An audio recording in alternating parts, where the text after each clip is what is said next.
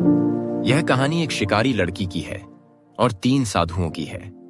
जंगल में साधुओं ने उस लड़की के साथ कुछ ऐसा किया जिसे जानकर आप हैरान रह जाएंगे। गंगा नदी के किनारे एक घना जंगल था। उसी जंगल के बीचों बीच एक छोटी सी कुटिया में 3 साधु तपस्या करते थे।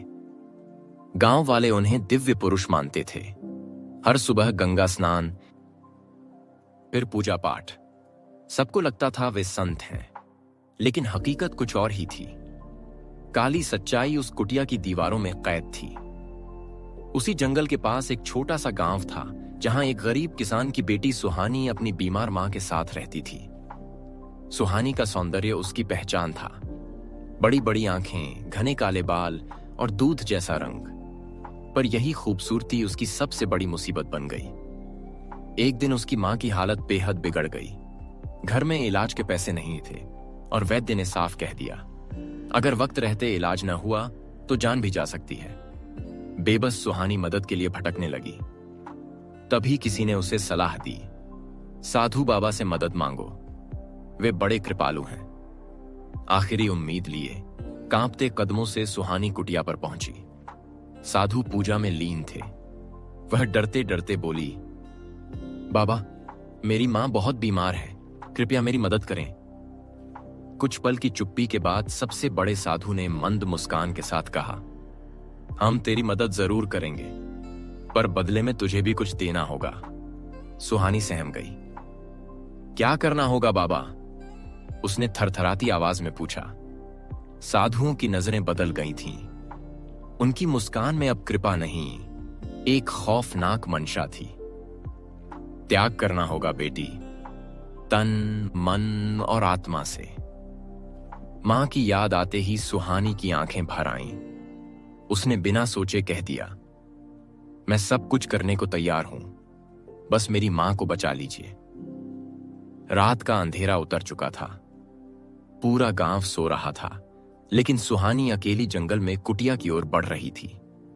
उसे नहीं पता था कि किस डरावने सच की ओर उसके कदम बढ़ रहे हैं।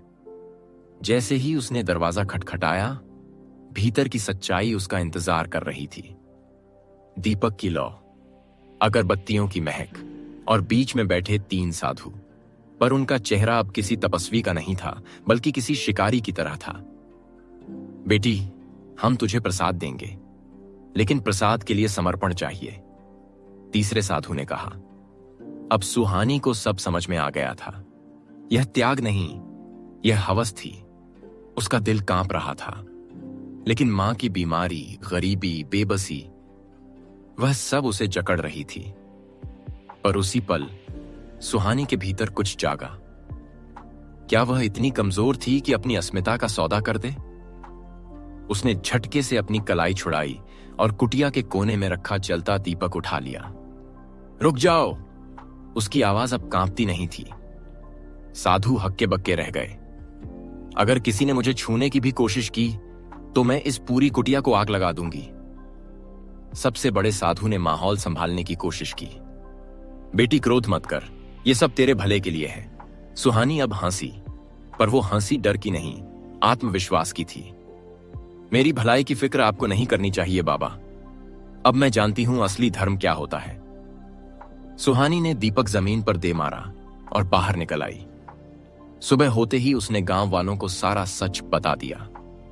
लोगों का खून खौल उठा।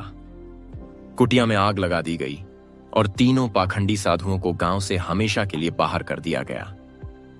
उस दिन से सुहानी सिर्फ एक बेटी नहीं रही, वो बन गई साहस, आत्मसम्मान और शक्ति की प्रतीक। अगर आपको यह कहानी पसंद आई हो तो वीडियो को लाइक करें और चैनल को सब्सक्राइब करना ना भूलें।